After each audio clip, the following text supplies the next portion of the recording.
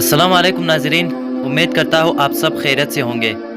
بہت ہی افسوسناک واقعہ رونما ہوا ہے اور مجھے تو اپنے اور اپنے مسلمانوں اور مسلمان حکمرانوں پر بہت افسوس ہے۔ فلسطین بیت المقدس مسجد اقصی میں تراویح پڑھنے والے نہتے فلسطینی مسلمانوں پر اسرائیلی یہودی کتوں کا حملہ۔ اب ان خنزیروں کو بھی کوئی دہشت گرد کہے گا یا نہیں؟ مسلمان جب بھی یہی کام کرے تو سراسر دہشت گردی ہے، اور اگر یہ لوگ کرے تو کچھ بھی نہیں ہے۔ اقوام متحدہ سلامتی کونسل: اسرائیلی یہودی کتے تمہارے ماں کے یار ہے جو ان کی ظلم و ستم پر خاموش ہو۔ إننا الأبطال لا نحني الرؤوس، إننا للمجد أرخصنا النفوس. خالد في البر كان ليث حق، في البحار كان حوتا بربروسا. إننا الأبطال لا نحني الرؤوس، إننا للمجد أرخصنا النفوس.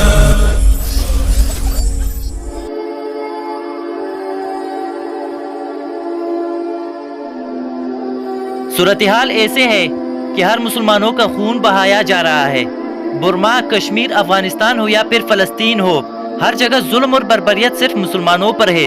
اور بڑی شرم کی بات ہے حکمرانوں کے لیے جو اتنی طاقت ہونے کے باوجود کچھ کرنا تو دور کی بات ہے، کچھ بول بھی نہیں رہے ہیں، جیسے سانپ نیوں کو سونگھ گیا ہو۔ بیت المقدس میں یہودیوں کی یہ خبیث کام قابل غور اور فکر ہے کہ یک مشت مسلمانوں، خصوصاً عرب ممالک کے بالکل بیچ میں مظلوم فلسطینیوں پر فائرنگ کرتے ہیں، وہ بھی تراویح کے وقت میں، جو تقریباً 70 کی لگ بھگ نمازی زخمی ہوتے ہیں۔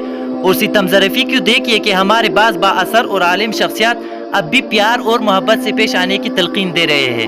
واہ واہ! امت مسلمہ کے لیے ڈوب مرنے کا مقام ہے، خصوصاً ہم جوانوں کے لیے جو کبھی اسلام کا شان و شوکت ہوا کرتے تھے، لیکن افسوس صد افسوس کہ آج مسلمان ان اجیر اور غلام حکمرانوں کی وجہ سے خوار و ذلیل ہے۔ کاش ہمارے درمیان صلاح الدین ایوبی ہوتے تو یہ امت شاید ایسے خوار و ذلیل نہ ہوتے۔ جانتے ہو یہ ذلت مسلمانوں پر کب سے طاری ہوا ہے؟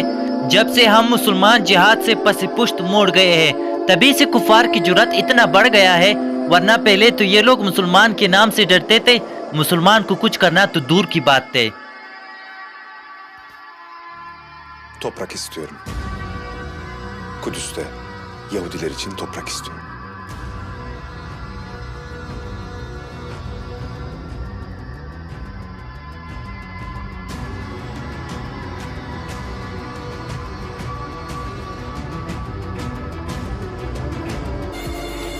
قول